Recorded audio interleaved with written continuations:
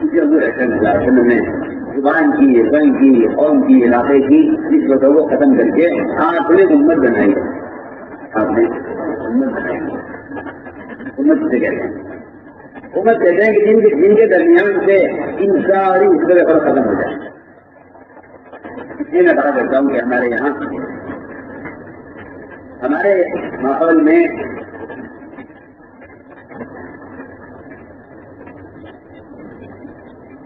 तबकाती जोड़ का कोई तस्वुर नहीं है। मेरी दूसरा का क्या करें, चाहे आपको वक्ती तौर पर उसकी कितनी शदीद जरूरत देता है, तबकाती जोड़ का हमारा कोई तबकाती जोड़ का हमारे यहाँ कोई तस्वुर नहीं है।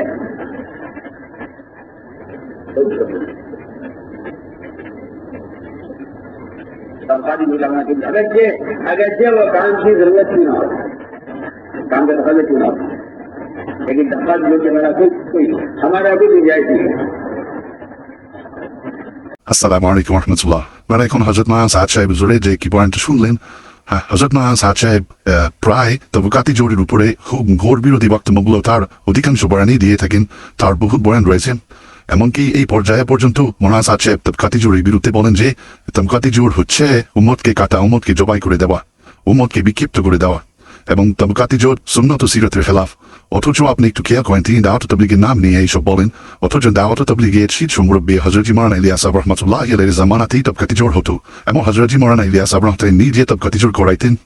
আপনি দেখেন মাকাতিব হযরত মাওলানা ইলিয়াস সাহেব রাহমাতুল্লাহ আলাইহির যে চিঠিপত্রগুলো হযরত আবুল হাসান আলী নদভী রাহমাতুল্লাহ আলাইহি সংগ্রহ করেছেন, সেটা মাকাতিব নামে প্রকাশিত হয়েছে।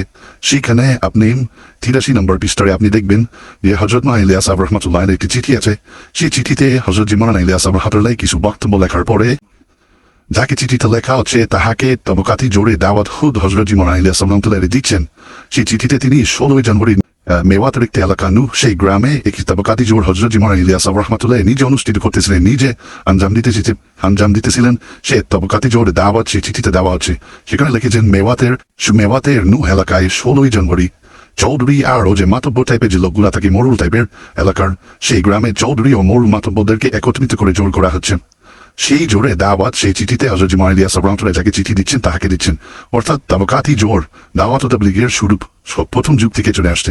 হযরত মাওলানা ইলিয়াস সাহেব রাহমাতুল্লাহ, হযরত মাওলানা ইউসুফ, হযরত মাওলানা ইনামুল হাসান সাহেব রাহমাতুল্লাহ, দাওয়াত ও তাবলীগের সমস্ত আকাবের সমস্ত মুরব্বীরা তবকাতি জোরের পক্ষে ছিলেন এবং খুব জোরদার মেহনত করতেন।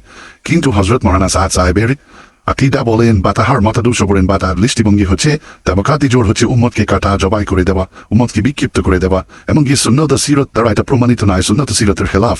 আর হাওলা ওয়ালা কুওয়াতা ইল্লা বিল্লাহ। তবকাতি জোর উপরে হযরত মাওলানা সাদ সাহেব যে সিরতের যে দুটি ঘটনাকে একত্রিত করে গুলিয়ে নতুন একটি ঘটনা পেশ করেছেন, সেটা ইনশাআল্লাহ সামনে উল্লেখ করা হবে। এখন এতটুকু উল্লেখ করা হচ্ছে হযরত মাওলানা সাদ সাহেবের আদর্শের সাথে দাওয়াত তাবলীগের আদর্শ এবং দাওয়াত তাবলীগের যে শীর্ষ মুরব্বীরা আছেন, আকাবিরিন আছেন, তাহাদের আদর্শ